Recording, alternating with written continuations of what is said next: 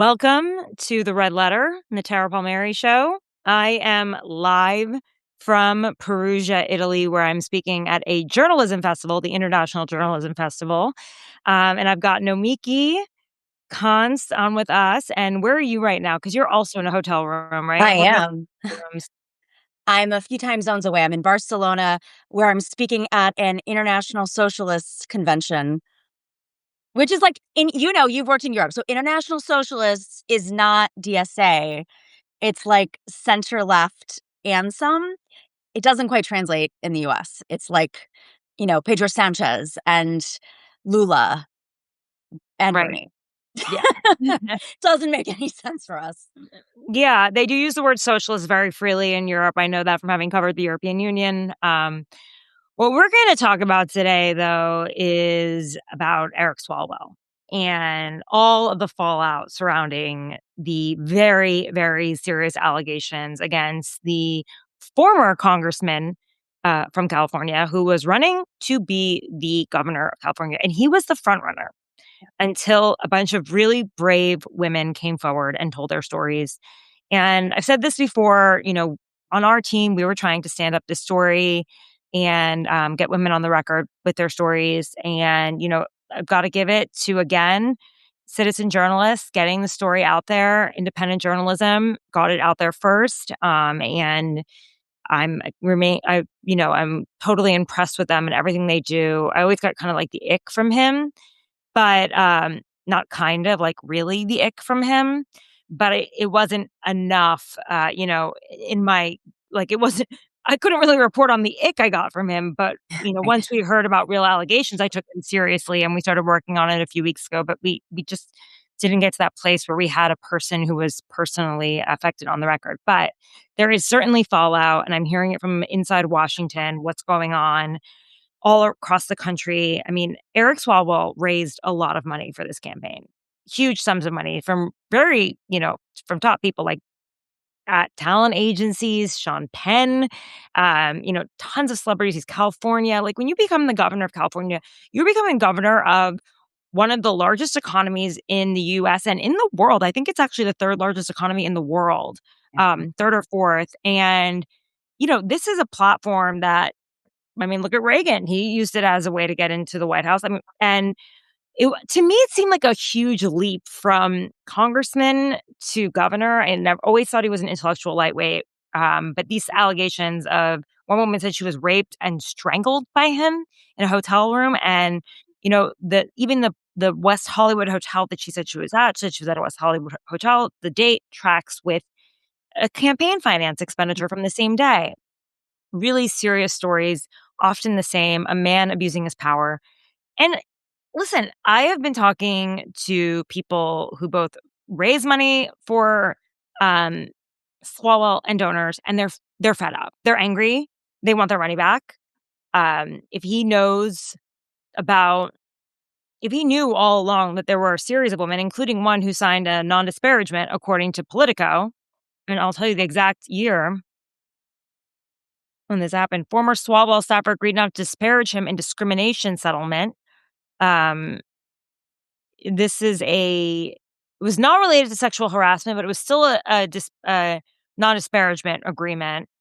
And, just the fact that he had one of these is, to me, very concerning. He obviously was well aware that if he had behaved this way to numerous women, that it would eventually derail his career. And people, they give him a ton of money to his campaign, and they expect it to be used by a candidate, not to be funding a legal defense fund. And so I've heard both from, one donor who said on background, I'm okay if the money goes to the staffers, just can't go to his legal defense fund. Stephen Klubeck, who gave him $1 million, he was the guy who was actually letting him hide away in his house while the allegations were coming out. I think it wasn't probably until that video came out that showed him in bed with a woman that he realized, get the F out of my house. He's suing him for the money to get it back. I heard that a fundraiser is also getting a lot of calls where people are asking for the money back. I don't know though, Nomiki, you've actually been a fundraiser. Is that grounds to give the money back? Can you complain and get your money back when you donate to it? I think you can. I don't know actually if there's a limit. Like, I've never worked in the compliance side. I don't know if there's some sort of legal parameters around it, but Mhm. I've been in the position myself where, I donated to somebody last year and then they changed their positions and supported Andrew Cuomo. It's not hard to figure out who that is. And I wanted my money back. So people do that often. I think, it depends on, this was state, not federal. So I don't know what California's state rules are in terms of fundraising, but I assume that you probably can get your money back in some capacity. And, there's limits. There are very high limits in California for the gubernatorial race. So it's not like Klubeck, this billionaire, is running out of money. I think it's more ceremonial. And also to cover his butt a little bit because, he didn't, the allegations were out there while he was housing him. And Klubeck, he's no saint himself. He's a very, let's just say, combative person online, or he has been. I spoke to him a few days ago. He called me and I was like, "How did you not know about the reputation that Eric Swalwell had?"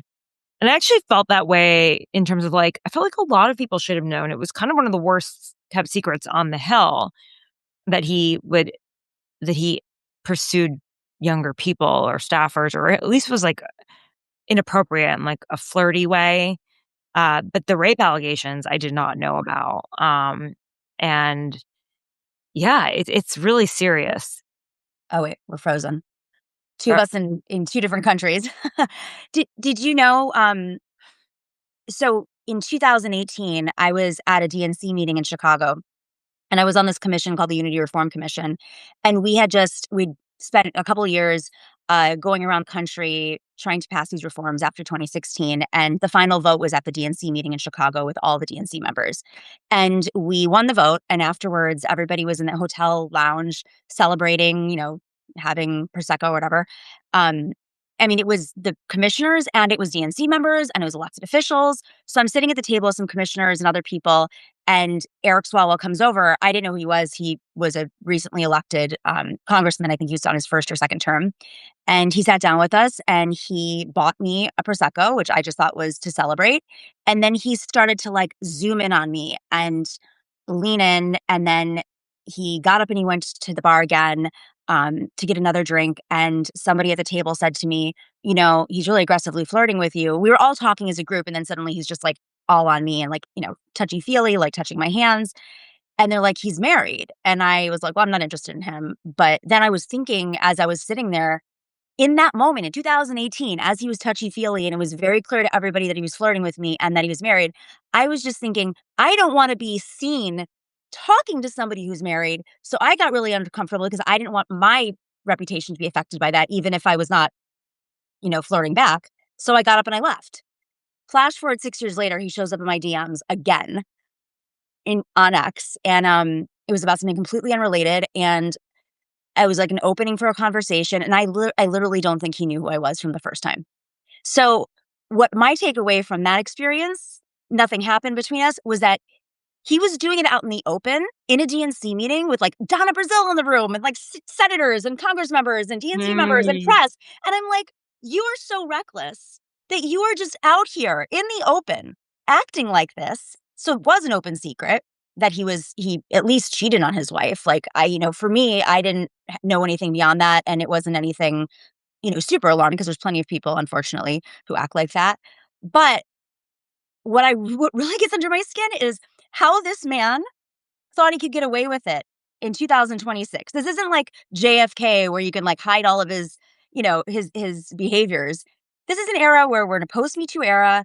Anthony Weiner got caught doing what he did like 15 years ago. He's sending photos. He's in writing, and he thought he was going to be governor. He thought he was still going to be congressman. That he would get away with this. That's like a whole other level of narcissism and poor judgment and poor judgment in a criminal way potentially, but poor judgment. You shouldn't be governor. You shouldn't even be in an elected position at this point. I think he's sociopathic, Yeah, honestly. I yeah, do. Um, there was I always got the feeling from him there was something off. Just got the ick. Yeah, it's crazy. And you have to think to yourself though, how much should Democratic leadership know about? exactly. That's the question. And it was the first thing came to my mind having had that memory. And that story that I told you has come up several times the past few years where people have mentioned it and said, remember that time when he was like really creepy? And I'm like, yeah, it was really, don't know him at all.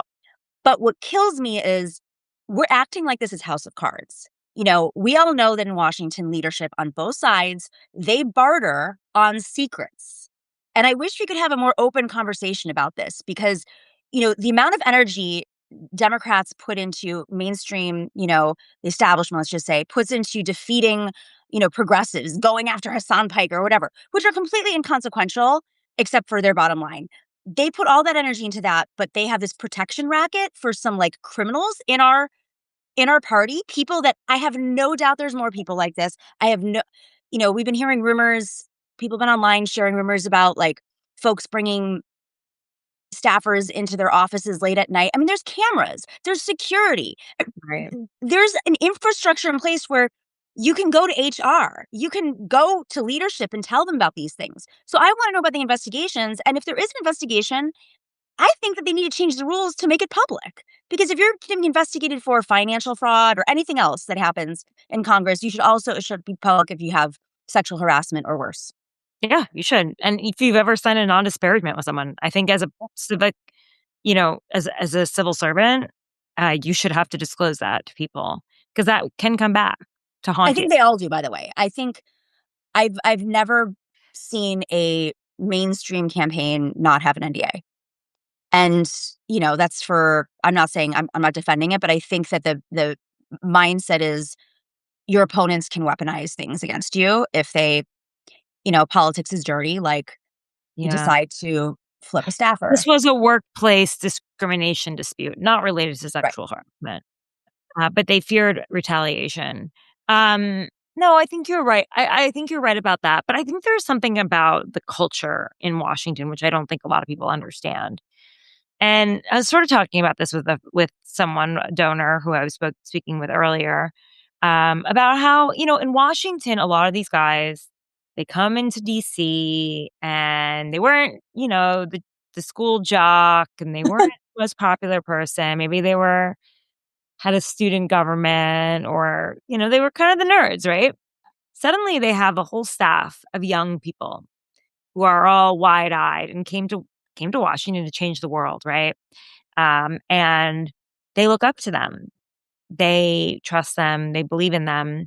And they also basically live around them because these men and women are not living with their families on the Hill for most of the week, right? Like 3 days out of the week, maybe 4 days out of the week.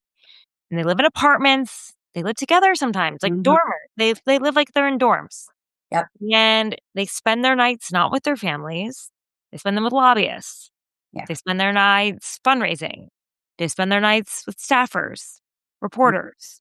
And it is a culture that kind of lays the groundwork for misbehavior. And I'm not saying that in any way that allows for rape, this or that, and that. Um, I'm just explaining to people what it's like in Washington. You're And right. And you think about I mean, I've been on the reporting side too. When you're a reporter, how many times do you go out with drinks with a source or Mhm. with somebody who you want to get the interview, you want to warm up some, you want to get the story. I mean, it is I'm sure you've been hit on many, many times by male politicians who psychologically do not understand that you're just trying to be a reporter. You're not actually like stroking their egos. But the same thing with lobbyists. That is the job of a lobbyist, is to stroke the ego of the politician to get what they want. So Yeah, they're living in this bubble where they have people around them, and it's false too. It's like it's not. It's like first off, you potentially have yes men around you. Then you have this power. Then you have people calling you all the time. Then you're on TV. Then you're going to all these parties, and you're calling rich people up for money. I mean, it's intoxicating if you're not healthy psychologically. precisely. And a lot of people who look in the mirror and see a governor, a president, we know Swalwell ran for president too. There is a level of narcissism, I think, to believe that you could lead masses, massive amounts of people, right? Yeah. I do think there is a level of narcissism there. I think they see people as pawns. And it's kind of actually what, like, drew me to this business in a weird way. I was just like, there's something like there's a darkness to power, and it needs to be checked. And it's, you know, I see this what's happening right now though as a second wave to the Me Too movement. Yeah. I feel like it crashed. A lot of men reacted in this whole angry manosphere. Men Mhm. started wanting excuses, and um, women kind of had to accept that, oh, maybe we went too far. Right. But it turns out like we didn't go far enough, Right. actually. Right. Yep. Um, and so it's it's it's really, really concerning. And I think, maybe if they change the laws so that women could have maternity leave and serve in Congress, Yeah. we might see more of a balance. I'm not saying that women are always better with men when it comes to sexual issues, but Statistically, we are like, yeah, I mean, yeah. and we're operating in a patriarchy too. This is what I always tell people. Like, the people have internalized misogyny. Some women do, because Mm, when you're operating in a patriarchy, you have to condition yourself to, like, it's battle of the fittest. So there are definitely women who, are not maybe our cup of tea in terms of like feminists of the year. But for the most part, when women get together, we collaborate, we care for each other. We're better with budgets, and budgets are a reflection of society and your values. So, I completely agree with you. I think if there was paid family leave, I think if there was matching funds, in New York, when matching funds was passed in the city council, the next year, it became a majority female city council of women of color. I think you might have been in New York at the time when that happened. So I completely agree with you, and you have laws that protect, survivors more too. yeah. Yeah. Just think about like the culture in Washington and how leadership didn't know about what was going on with Swalwell. There's a rumor mill in Yeah. Washington. What do you think? Had you heard about him as well? Or I know you had Well, your I own had my experience. Yeah. yeah. After that, Have you everyone told me, and then they would come up, and yes, I've heard other stories too, but it's not my place to tell people's stories. Nothing, not in terms of rape. Let me be very clear. Yeah. It was more just sleazy behavior. Um, yeah, and like, I haven't heard anything. Have you heard anybody from leadership talking about whether they knew or didn't? Is there Everyone that tells me, "Oh, we didn't, Nancy Pelosi didn't know anything about it," because I mean, of all people, she would be the one to know, right? She's still sort of the grand poobah, whether it's and She was the first to call for him to resign. well, thank God. It wasn't Yeah, gonna last anyway. That video of him was horrific. horrific. Wait, do we know where that video came from and who took it? Mm-mm. Because whoever took it, like, would know who that other person was in the room, and And there are a lot of rumors around that, aren't there? yeah, yeah. Um, and then there were yeah, it's and then the money. I mean, like you said, like, they're using their congressional funds. He was using his congressional funds to take trips. I mean, listen, he might have been at one of these places, he might have been in LA for a fundraising trip, but Stays in a West Hollywood cool hotel. yeah, yeah. And then also the yacht trip with the falling on the ground, wasted with the robe, Unreal. the next governor of California. Well, I thought he would be the next president of the United States, by the way. He didn't run for president. yes. It's like we're in the '80s all over again. It does feel like it's out of control. So It's what do we do now? What's the next step? I mean, I don't know. I think that but my guess is, I mean, the timing of this with TMZ is wild. Like, they didn't scoop this, but the fact that TMZ is now in Washington, and I don't know how good they're gonna be and how great their sources are, but it seems like folks are now gonna probably start talking about other Congress members, and I am sure there are plenty more that have, misbehaved or used their power in inappropriate ways. So it doesn't necessarily have to be like criminal, rape behavior, sexual assault, but let's not forget, like, you're in a position of power. And if you're sleeping with your interns or your staffers, I mean, that's against the rules. Like, that is a violation of the rules, and you have to be kicked out of Congress. Um, so I'm sure more people are going to be speaking out. And if I were a congresswoman, I would be organizing as many congresswomen as possible to call for some sort of internal reforms when it comes to how these investigations are conducted. Sarah makes a good So, point that it starts from the top, and the president has more than 40 women who have accused him 100%. of assault. Yeah. Um, a lo- Eileen asked about Amanda Ungaro regarding Melania and Epstein and wondering if she backed down. She did not back down. She's taking a week off. I'm working on verifying her story and what she has told me. Um, Obviously, very explosive. And it needs to come from Amanda directly. So we're working on it and to be verified. And yeah, but the modeling industry is pretty dark. I mean, it's not much. Yeah. I mean, it's a little it's darker than politics, but it's not that much darker than politics either. Right. Well, it seems like these models were a lot of them were traded. Like, it's Yeah. that's They're what's treated like property, yeah. and everything was about getting a visa. That is what I learned. It was all about Everything. immigration and getting a visa. It's horrifying. Yeah.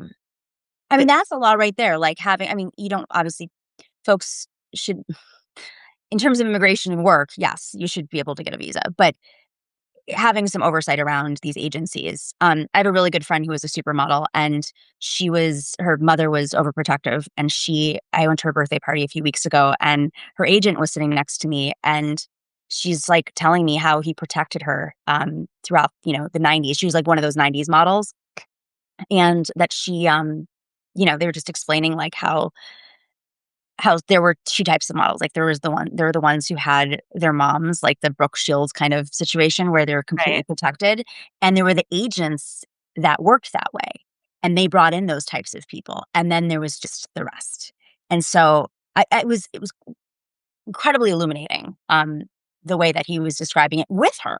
So it was like it wasn't just his version of the story, it was her explaining, and I know her super well, and she's a very, whole person. But still saw a lot of stuff that was inappropriate. Her friends went through a lot of things that were horrible.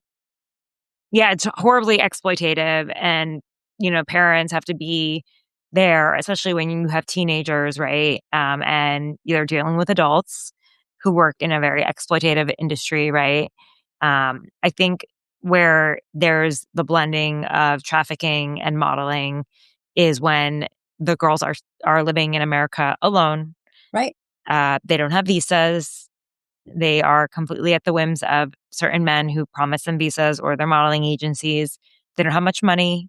They're coming from Mhm. places like Russia, Brazil, and they are Eastern Europe, Yep. and they very little power in the situation. They might be seen at the nightclubs or they might be seen here and there, but they're living in dorms, and if they're not making money on actual shoots, sometimes, you know, Yeah. there's trafficking to men. And I hope the culture changes, but it's very underground because these women aren't gonna report it when they're not in the country legally.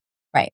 And these men in the modeling agencies, they say, "We'll get you a visa, get you a green card, and if you become famous." And for a lot of women, they just wanna get out of where they're from, and they think this is their ticket out, and it's a trap.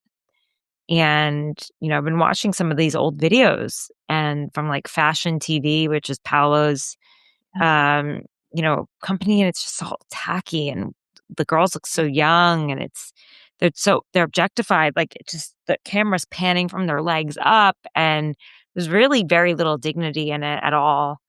And, I know there's glamour behind it because it's fashion, but I think it's actually a trap.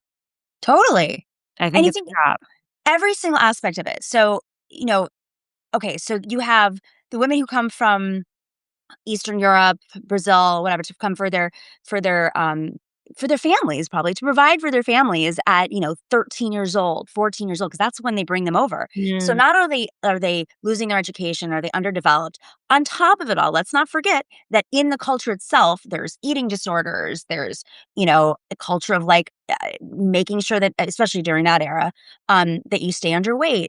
And so you're also not feeding your brain. You're exhausted. You don't speak the language. You're right. in party culture. I mean, the whole thing is a recipe for disaster. I watched it. Did you watch the Tyra Banks documentary? Mm-mm. Oh my God. And like she was a good one, right? She was on the spectrum of like She was a toxic bad. supermodel. She was a supermodel. She was a supermodel, but like when she was always protecting the models when she had her show in the 2000s, and they did this analysis. The documentary goes through some really horrifying moments. Um, but what came to me was I was like, wow, on the spectrum, there's like Epstein and then there's Tyra Banks. That's the entire culture. And it's just and on top of it, it's like even the men designing the clothes. I mean, just every single aspect of this industry is toxic. And it's representing toxic influence to young girls, public like in magazines. I mean, the whole thing is like a racket for the patriarchy. From the worst trafficking women to all the way to like a little girl opening up a magazine and seeing an unhealthy image of what a woman should look like.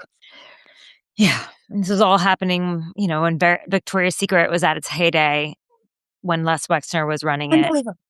Jeffrey Can you Epstein, process that? Like, largest owner.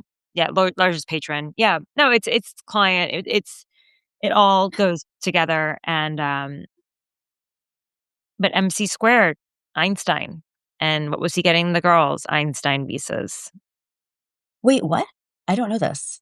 Yeah, I mean, an Einstein visa is a lot what some of these models would get. Melania has an Einstein visa. I don't know if it's from Jeffrey Epstein. She says it isn't. But yeah, his company is called MC squared. That's what I didn't know that. Yeah. So, That's incredible. yeah. Oh my God. Yeah. Well, I mean, but it is. It's like, okay, so Me Too, you brought up this at the beginning that Me Too didn't go far enough. I think this is just my take, is that I think Me Too got sloppy. And not that there's any sort of rules, but it became, when people started weaponizing it, and then there were a few situations where it was like something was untrue, or like an opponent would like play whatever in the political world. That's when people started saying like, okay, this has gone too far. Or like, what's the difference between Nell Franken and a Harvey Weinstein? Like those kinds of situations started to build up and up. And there was no I'm not saying that like it's like, for instance, the Tara Reid story. The Tara Reid story was people struggled with it because there wasn't enough information. And so some of these things started to go through the court of public opinion, and then people started to question, okay, which is true, which is not. And we never had a reckoning with that. Yeah. We never said like, well, what is Me Too? And, what is criminal? What is cancelable? What is you lose your job? I mean, there's no rules for any of this, but we never really had like a deeper conversation. It was just this reactionary, like the manosphere took over. And I know in the Bernie movement, like plenty of Bernie people in 2016 got really angry, Mm. went online, and now they're not MAGA. I don't know what they are, but they're not on the left anymore, and they're not allies. I'll just say that. So, but I think you're right. Like now after Epstein and obviously these stories of Swalwell, there's a reckoning. And I think that's good. And that's how movements are, right? Like they ebb and flow, they go up and down. And it's strange to say that Me Too is a movement, but it is, I guess. Well, we're gonna wrap this one up because Nomiki and I are abroad. I'm getting hit with some really weird exhaustion, jet lag Jet lag. is hitting me hard. I hope you enjoy Barcelona. I'm Thank you. speaking at another panel tomorrow in Perugia, mostly about new media. Gonna try to post Sucks. something there. Guys, you can support us all though by hitting the subscribe button. If you become a paid subscriber, you'll get all the exclusives straight to your inbox. I've been hitting the phones all morning trying to figure out about the fallout from this Swalwell um, resignation and the fact that his campaign has been killed. It's over. It's done. And donors are pissed. Some might say, you know, what did he know? And was he masquerading as someone that he wasn't? And he knew it full well while he was taking money, knowing that there were women in his wake who he had abused. So, Yeah. Nomiki, thank you. Thank you. Good luck with the Enjoy. socialists. I'm also jet lagged. I'm like, I need a nap now. Thanks. So I tired. just got off the plane. I'm so tired. Thanks, Oh my Jim. Jim god. said thanks for a good live. Hit that Thank subscribe you button. all. Cheers. Bye. Bye.